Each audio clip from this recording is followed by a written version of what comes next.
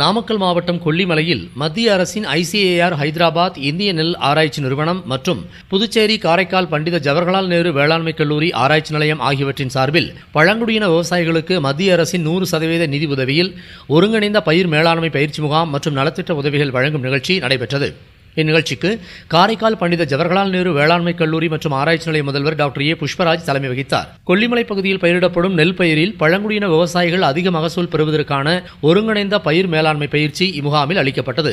மேலும் கொல்லிமலையில் சாகுபடி செய்யப்படும் மிளகு பயிரில் நோய் தாக்கத்தை வெகுவாக கட்டுப்படுத்தி அதிகமாக மகசூல் பெறவும் வேளாண்மை கல்லூரி ஆராய்ச்சி நிலையம் இந்திய நெல் ஆராய்ச்சி நிலைய விஞ்ஞானிகள் விளக்கம் அளித்து பேசினர். இதனைத் தொடர்ந்து இந்த நிகழ்ச்சியில் கொல்லிமலை பழங்குடியின விவசாயிகள் 100 பேருக்கு மத்திய அரசின் இந்திய நெல் ஆராய்ச்சி நிறுவனம் ஹைதராபாத், புதுச்சேரி காரைக்கால் பண்டித ஜவஹர்லால் நேரு வேளாண்மை கல்லூரி ஆராய்ச்சி நிலையம் ஆகியவற்றின் சார்பில் ஒவ்வொருவருக்கும் மருந்து தெளிப்பான், தார்பாய்கள், பிளாஸ்டிக் ட்ரம்கள் உள்ளிட்ட இடுபொருட்கள் வழங்கப்பட்டன. இவற்றின் மொத்த மதிப்பு 5 லட்சம் ரூபாய் ஆகும்.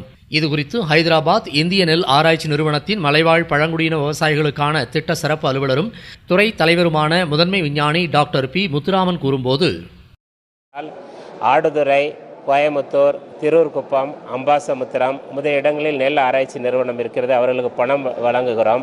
அவர்கள் என்ன செய்ய வேண்டுமென்றால் மாறி வரும் தட்பவெட்ப சூழ்நிலைகளுக்கு உகந்த நெல் விதைகளை உற்பத்தி செய்ய வேண்டும். எங்கள் நிறுவனம் 1965 ஆரம்பித்ததிலிருந்து இன்று வரை புதிதாக 1400 நெல் ரகங்களை அறிமுகப்படுத்தி இருக்கிறோம்.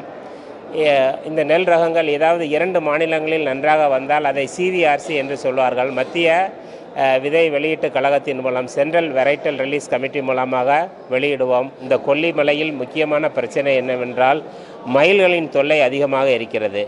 அதனால் விவசாயிகள் அதிகமாக பாதிக்கப்படுகிறார்கள்.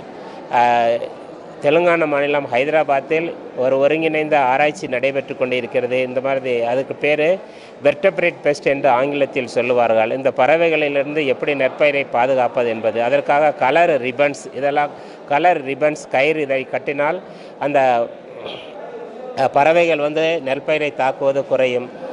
மற்றும் இங்கு காட்டுப்பன்னியின் தொல்லை அதிகமாக இருக்கிறது. காட்டுப்பன்னியின் தொல்லையை கட்டுப்படுத்துவதற்கும் சில கருவிகள் தயார் செய்திருக்கிறார்கள். அடுத்த முறை அதை இங்கு செயல்முறை விளக்கம் செய்து இந்த விவசாயிகளுக்கு காண்பிக்கிறதுக்கு தயாராக இருக்கிறோம். மத்திய அரசின் இதுபோன்ற நலத்திட்ட உதவிகள் தங்கள் விவசாய தொழிலுக்கு பெரிதும் உதவிகரமாக இருப்பதாக கொல்லிமலை விவசாய மக்கள் தெரிவிக்கின்றனர். என்னோட பேர் ரமேஷ். நாமக்கல் மாவட்டம் கொல்லிமலை வட்டம் இளைஞப்பட்டி கிராமத்திலிருந்து பேசுகிறேன்.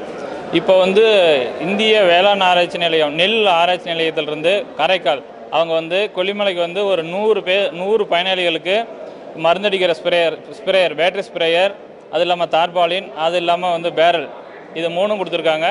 இது எதுக்குன்னா விவசாயத்தை பயன்படுத்துறதுக்காக கொடுத்துருக்காங்க. இந்த பேரல் எதுக்குன்னா இயற்கை விவசாயம் ஊக்குவிக்கிறதுக்காக பஞ்சகாவியா, மீன் அமிலம் இதை தயாரிக்காக பயன்படுத்தியிருக்கிறாங்க. அதே மாதிரி ஸ்ப்ரேயர் எதுக்குன்னா நெல்லுக்கு நோய் அதிகமாக தாக்கிட்டு இருக்கனால இயற்கை முறையை பயன்படுத்தி மருந்தடிக்கிறதுக்காக அந்த ஸ்ப்ரேயர் கொடுத்துருக்காங்க. அதே மாதிரி அந்த நெல் அறுவடை பண்ணி காய வைக்கிறதுக்கு கொல்லிகில்ஸில் களம் அதிகமாக இல்லை. அதனால் எல்லா 100 விவசாயிகளுக்கும் தார்பாய் கொடுத்துருக்குறாங்க. இதனால் எங்களோட வாழ்வாதாரம் உயரும். இதனால் தேசிய நெல் ஆராய்ச்சி நிறுவனத்திற்கு எங்கள் கொல்லிமலை விவசாயம் சார்பாக நன்றியை தெரிவித்துக் கொள்கிறோம். நன்றி, வணக்கம். நாமக்கல்லில் தேசிய சாலை பாதுகாப்பு மாதத்தை முன்னிட்டு தலைக்கவசம் அணிவது குறித்த விழிப்புணர்வு பேரணி மற்றும் கலை நிகழ்ச்சிகளை மாவட்ட ஆட்சித்தலைவர் மருத்துவர் திருமதி சா உமா தொடங்கி வைத்தார்.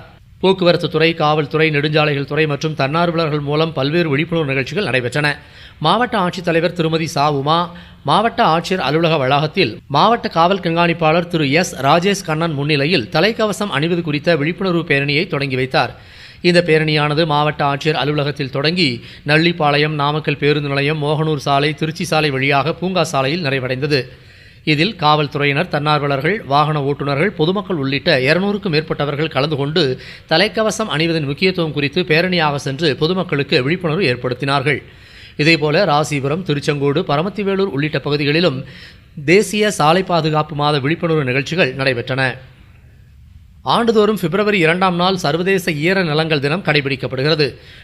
நாமக்கல்லில் தமிழ்நாடு அரசின் வனத்துறை மற்றும் அறிஞர் அண்ணா அரசு கலைக்கல்லூரியின் தாவரவியல் துறை ஆகியவற்றின் சார்பில் பூங்கா சாலையில் சர்வதேச ஈர நிலங்கள் விழிப்புணர்வு மனித சங்கிலி நிகழ்ச்சி நடைபெற்றது.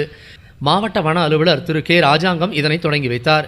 நாமக்கல் அறிஞர் அண்ணா அரசு கலைக்கல்லூரி முதல்வர் திரு ஏ ராஜா தலைமை வகிக்க தாவரவியல் துறை பேராசிரியரும் பசுமை மன்ற ஒருங்கிணைப்பாளருமான இ.ஜி. வெஸ்லி முன்னிலை வகித்தார். நாமக்கல் மாவட்டம் குமாரபாளையம் அருகே உள்ள வட்டமலையில் செயல்பட்டு வரும் கண் மருந்தியல் மருத்துவக் கல்லூரிகளின் பட்டமளிப்பு விழாவில் சிறப்பு விருந்தினராக இந்திய விண்வெளி ஆராய்ச்சி நிலையத்தின் முன்னாள் இயக்குநர் திரு மயில்சாமி அண்ணாதுரை கலந்து கொண்டார். 700க்கும் மேற்பட்ட மாணவ மாணவிகளுக்கு பட்டங்களை வழங்கி அவர் பேசினார். பின்னர் செய்தியாளர்களிடம் பேசிய திரு மயில்சாமி அண்ணாதுரை 30 ஆண்டுகளுக்கு முன்பு நிலவுக்கு செல்லாமல் செவ்வாய் போன்ற இதர கிரகங்களுக்கு மற்ற நாட்டினர் சென்றனர். ஆனால் நிலவில் இந்த இடத்தில் தண்ணீர் உள்ளது என்று ஆராய்ந்து அறிந்து அங்கு செல்ல இந்தியா முயற்சி எடுத்து வெற்றி பெற்றது. பத்திரமாக நிலவில் இறங்க முடியுமா என்ற கேள்வி இருந்த நிலையில் கோடிக்கணக்கான மக்கள் பார்த்து கொண்டிருந்த வேளையில் பத்திரமாக நிலவில் இறங்கி நாம் சாதனை படைத்துள்ளதையும் திரு மயில்சாமி அண்ணாதுரை மாவட்டம் திருச்செங்கோடு காந்தி ஆசிரமத்தின் 100ஆண்டு தொடக்க விழா ஆசிரம வளாகத்தில் நடைபெற்றது. சுதந்திர போராட்ட காலத்தில் கிராமிய பொருளாதார கொள்கைகளை நடைமுறைப்படுத்த திருச்செங்கோட்டில் மூதறிஞர் ராஜாஜி, பெரியார் ஆகியோரின் முயற்சியால் காந்தி ஆசிரமம் தொடங்கப்பட்டது.